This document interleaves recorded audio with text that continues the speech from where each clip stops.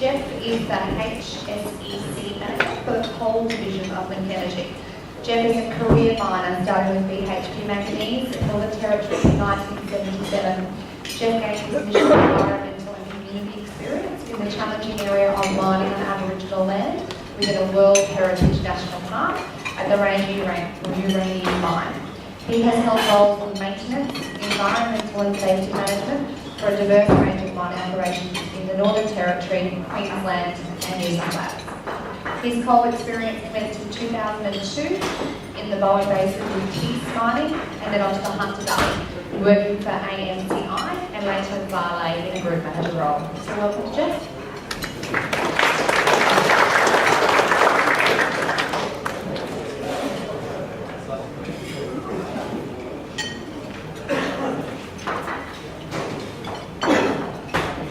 Thanks for that. As you probably worked out from the intro, I'm a Territory lad, came down and sold my soul to coal in 2002 and haven't looked back. Alright, unlike the other presenters, I'm not really going to give you much detail on the trade. What I'm going to do is give you a bit of an overview, pique interest in going to other places to look at Linc Energy, Newman Coal, the coal business, or the project, the Teresa Coal project that we've got. Disclaimer there, which basically says, don't take too much notice of what I'm saying, look somewhere else. Linc Energy, as a company, fairly exciting. Known primarily probably for underground coal gasification, gas to liquids technology out of Chinchilla, but it's quite global. You see the dots there all over the package. Okay? Pakistan, Vietnam, Ukraine, Russia, Alaska, Wyoming, Texas, a whole range in a global situation. Within Linc then, there's 4 pillars. Okay, so we talk about conventional and unconventional oil and gas, which we'll mention a bit. There's a coal division, there's a corporate division. Okay, so a lot as well. Who can forget $1 trillion? This is a part of, I'm going to sort of have a key interest area in a lot of the different pillars. The conventional oil and gas is based primarily in the Gulf of Texas and in Wyoming. Wyoming's got the good old chug oil pumps like you see in the old American movies. Some of the stuff we're doing in the Gulf is getting reserves, getting oil where the big companies have moved away because the aren't found enough. Another one of our oil and gas efforts is in India, in Alaska. That's what these photos are about. It was an area we could only get to in winter, okay, which is interesting as well. It's now minus 50 odd degrees. We had to hold off this year because it was too warm. We built a 100k ice road, an ice airstrip, flew in 1,000 tonne of gear, set up a 100-man camp, and drilled a hole. That's it, drilled a hole. That was to confirm a whole heap of data that was around already, and to give us a stepping stone for next year. That was about $30 million worth, but it was proved because it said, I look at all the data, it's really starting to bring it together. I see in our annual report, which was about yesterday, so it's valued at somewhere between $100 and $200 million without development. So, it's not worth it, not bad, it's not all okay. Okay, second area here is the UCG, underground coal gasification. A little different to coal gas that was just getting talked about. This is really burning coal underground. Okay, we inject oxygen, we inject water into the coal, it's on fire, you get hydrogen, CO out of it. You can use it to turn a boiler, or else you can throw it through a process and make jet fuel and diesel. Right. In Australia, it's fairly expensive. So what we've done is develop the process, fine-tuned all the different ways of doing it, and looking to export the smarts overseas. So there's a whole range of places in the world where energy is expensive and not available.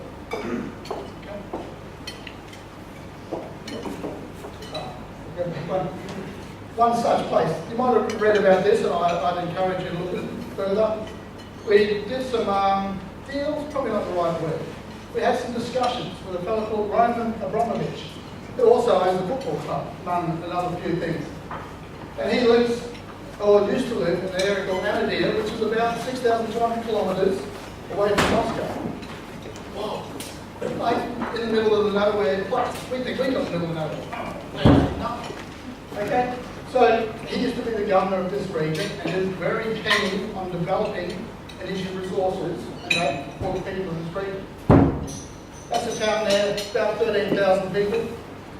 Probably can't really see it on the PowerPoint, but across that, the gulf there's a coal mine. You can see it sort of running down a bit of a black streak towards the water there. Perhaps their environmental controls aren't quite what we look at here. They're not as spoiled as us. To get a barrel of oil or a barrel of diesel there, it's about 2 to 3 times what it costs in Australia. Okay, so all of a sudden, UCG and gas to liquid technology comes into its own. They're looking at it to make these people self-sufficient. We've got coal resources. Perhaps I can generate power from underground coal gasification and then get diesel jet fuel out of it as well. A real potential.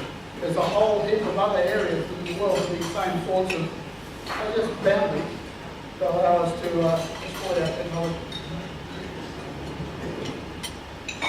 Shale oil. As I mentioned, who can forget if they read a while back the $20 trillion headline? When it is paper. That's great. But what it is in the Arctic Basin in South Australia. Here's something that's something we're a little more familiar with. In the middle of nowhere, Australia style, with a drill. Okay, we've got about 65,000 square kilometres of encampment down there. The shale, the Caribbean shale has got oil places. It is there. It's very much like some of the strata within the shale oil areas in the state. And we believe that the shale technology can liberate oil resources from this area. That's been backed up by some independent studies, and Pathways at the moment are working with us, looking for partners to develop that.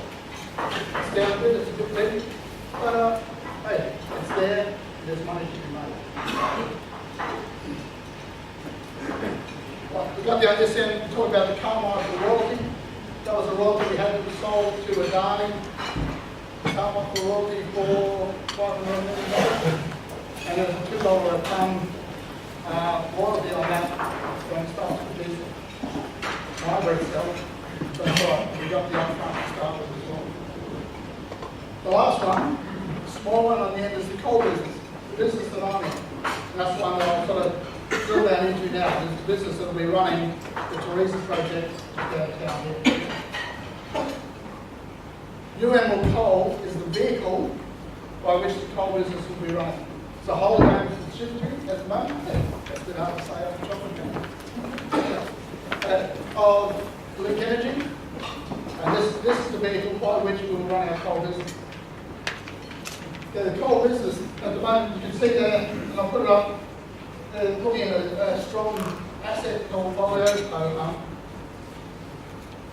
focused on extracting value from opportunities overlooked by others. Okay? A little of the ones that John West forgot, or overlooked, or threw back. The key pillars of the way we're looking at doing this.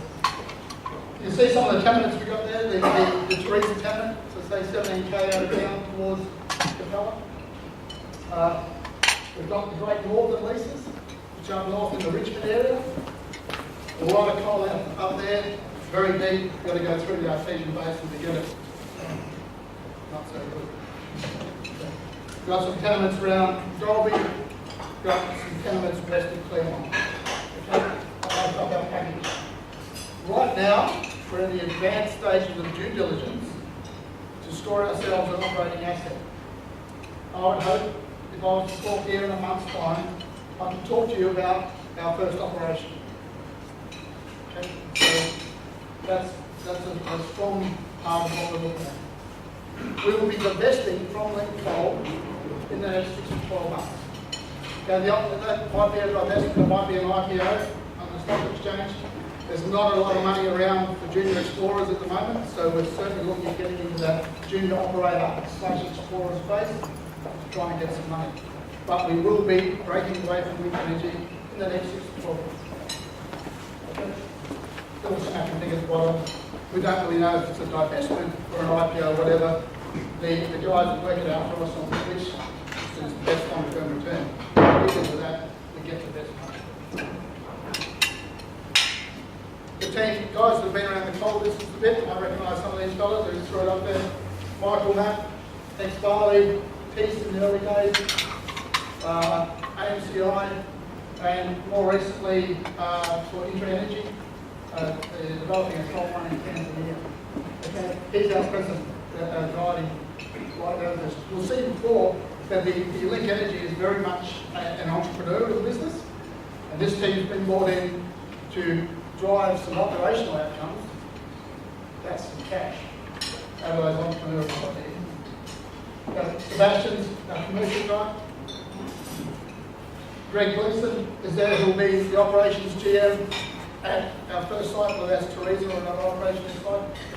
And Jason O'Rourke is the general manager in charge of projects. Okay. They're the guys leading this. Right, so we drill down from there. I always hope to talk to you today about the Teresa project as a part of public exhibition. Okay? The Teresa project application is in a box that costs $6.5 million, sitting in the back of my car to be delivered tomorrow to the regulators. So I'm jumping the gun a bit. But I'll give you a bit of an overview, and more detail will be available, I say, in the next 3 to 4 weeks. If you go through the appropriate sort of area to look for. So, Teresa, the project area has been going around at least since the 60s. It was the Claremont project, it was the Kingawa project, it's now the Teresa project. Okay, it's going to be an underground mine, targeting 7 quarters 2 seam, averages somewhere around 3 metres thick. There's about 300 million tonne in the mine. You can see up there, it's about a 5,800 kcal at 9% ash, that's wrong. We're intending not to have the propane on site. We keep it in the market for that type of product. Okay. The coal guys in the room probably say, give it a scrub, it can come with the PCI. Yes, it can, but we're certainly looking at the clinical market at the moment. Okay. Operating life, around that 25 feet. I put up the 97 drill holes only because it's an interesting thing. I was involved in the development of the Carver Downs mine a few years ago. We put that together with 20 holes. Threw it together, put together a resource statement. People fell over themselves to come and give us money. This is the sort of attention to detail and the lack of plungers within the sector for coal at the moment. In fact, it's hard work. We've got to get a lot more scrutiny, a lot more surety going. Okay, 2 years to first coal. Okay. And yeah, about a $500 million project cost. That's what we're looking at the moment. This is a look at where it is. Okay, you can see it's just there, really on the highway in from Kestrel, Freddie Prime. Just past Blue Street there. I haven't got marked on there the whole roads to get the coal out because there isn't one at the moment.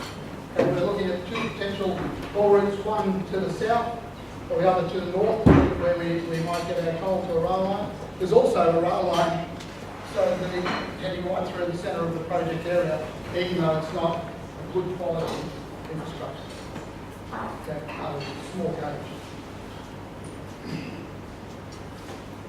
Standard longwall lines. When you look at that, you're used to it. Yeah, I've seen these before. Mains going down underneath the present railway to minimise impact on the railway.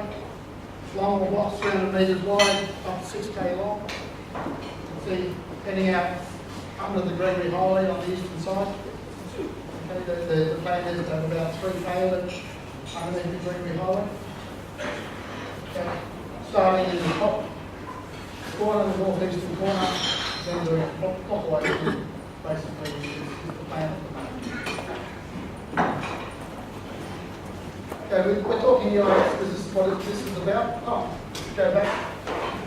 No prep plan, by the way. Okay, just crushed that on site and shipped out. No prep plan. Okay, EIS. That's for those of you who used to EISs, same old same. These are the sorts of areas that we're covering, looking at. In a general sense, we will impact just about all of these areas. I can't dig a hole, subside some ground, build a pond, build a road, whatever, without impacting what I'm doing it on. Okay, so you won't hear us saying, won't hear me saying zero harm to the environment or no impact, because there will be. We're certainly looking at those impacts though and minimising them, mitigating them, managing them as much as we possibly can. A couple of the key impacts, I'll put these up because this is what our stakeholders have told us are the key concerns in some of their areas. Okay? The first one we got up here was flooding. They particularly put it up because on the western side, it does flood, but it floods now. So along that Creek floodplain, and you can see it does flood. After the ground subsides there, the guys didn't flood on, there is a little more difference, but not a great deal. The difference is though, that there'll be ponded areas, okay? There'll be subsided areas that may hold water. We've had engineers look at how we might claim those.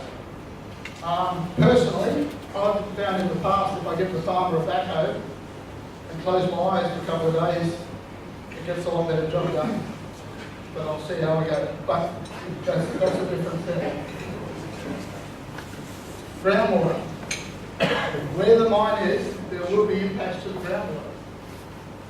We've got red dots there in the general circle of the mine. These will be up to 4 metres and perhaps more of impact where the mine is on groundwater tables. You can also see as you get out, the greener coloured dots are impacts of around 200 mil. Okay, so there's a kind of influence, and then as we get out, you would be lucky, in a practical sense, to understand the impact coming from a mine. I would challenge that 200 mil difference would be that big a deal. But there will be where the pit is, and we have to manage that.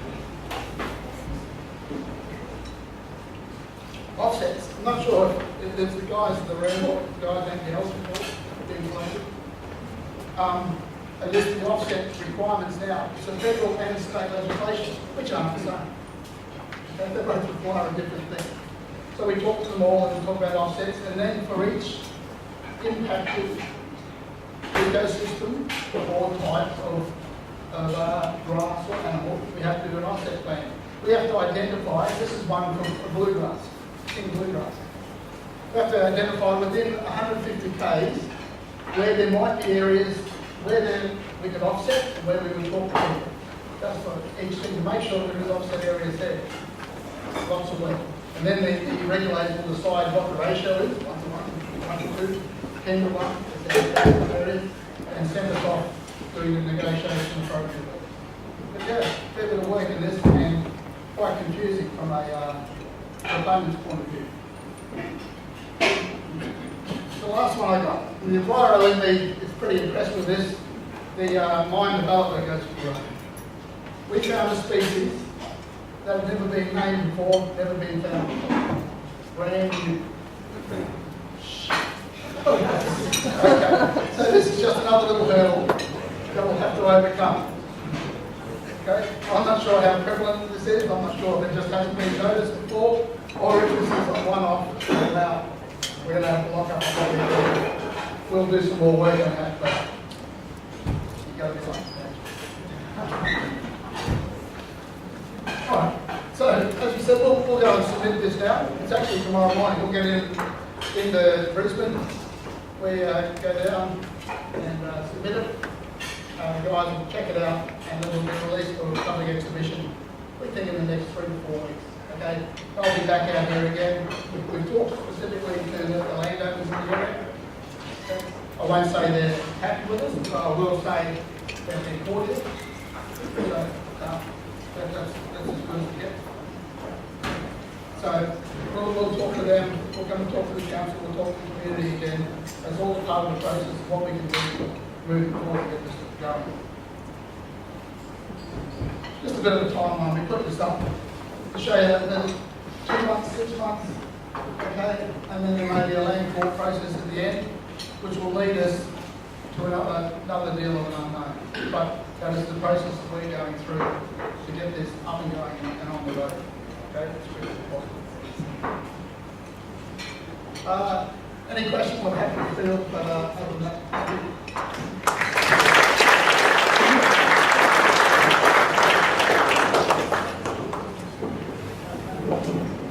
Has anybody got questions? Robert and Jason are also here from Arrow. Answer any questions that we may have.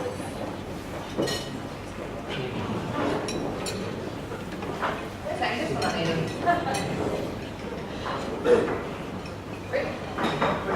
Jeff, where's area 4, Jeff, on your map? Is that one on the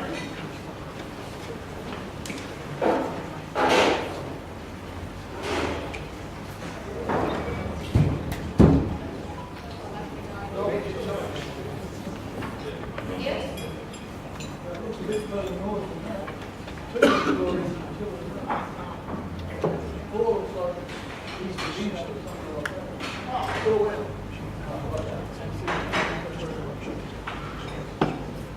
Any other questions? Just asking guys Barrow, just a couple of quick questions. So you mentioned that the BBMC will be engaged. Do you have a timeline on this and when that's going to be announced or work out through the process? That's a $1 billion question. So we are in negotiations with the EPCM, final stage of negotiations. We are pre-FEED. So for those that aren't from an engineering background, that's front-end engineering and design. So essentially that means that we are still in concept select, and then early next year is when we predict that our shareholders will make a decision to go into the formal FEED stage. And then that'll be about a 6 to 9 month FEED stage. We'll get more refined around the design and we'll be able to come out this time next year and be able to say exactly this is what we're doing, this is all the goods and services that we'll need to execute this program. Question for Jason. As the project progresses, will you continue to hold consultation in relation to suppliers throughout the region, whether it's Moranbah, Mackay and all again? Is this a continual process for you guys? Yes, it's part of our commitment under our Australian Industry Consultation Plan and around ensuring that the community and suppliers are aware of opportunities. We will be hosting, we've got plans to host regular supplier briefings more above and out in Surrey Basin, basically every 6 months. We're also looking to host an upstream supplier briefing with our EPCM when they're on board. We've also got a number of other communication activities that will be launching next year. question for Jeff. Arrow's using ICN for supplier or potential supplier engagement. What's Linc going to do? How are you going to identify potential suppliers or that engagement process to get them into your supply chain? It's not firmed up at the moment, is the short answer. I guess we will be doing our own procurement. Okay, we'll have the guys on site. We've got a general thing that if the local product is cost competitive and available, it's used. That's as simple as that. Further than that, the real details are not going to work out. Just one last thing for you, Jeff. What's Linc's policy in terms of tourism for that? Are you looking at being an owner-operator or will you be putting in contractors to work on site? The answer is absolutely owner-operator. The development of the mine will be contract. Okay, the building of the facilities, building infrastructure, probably the start of the drifts. But other than that, owner-operator at this stage. Any other questions leading from that? Just want to invite Celeste up as well. Sandra. Just wanted to thank Celeste, Jeff, Robert and Jason for taking the time to come to the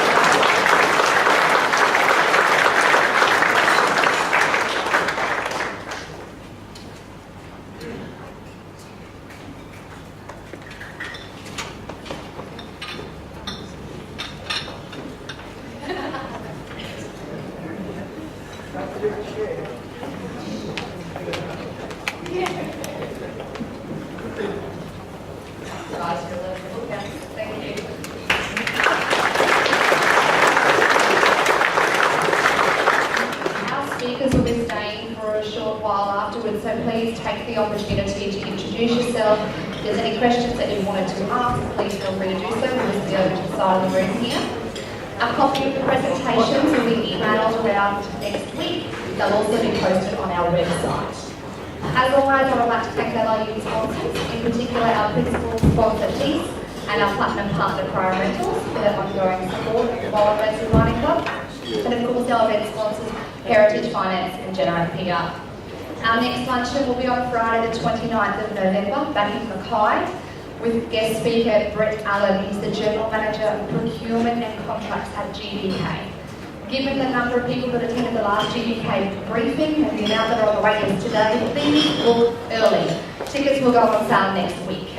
That's it from me. On behalf of the BBMC and the Central Highlands Development Corp, thank you so much for coming. As I said, if you're able to stay, please do so. Bars still open. We'll be here for another hour or so. Thank you.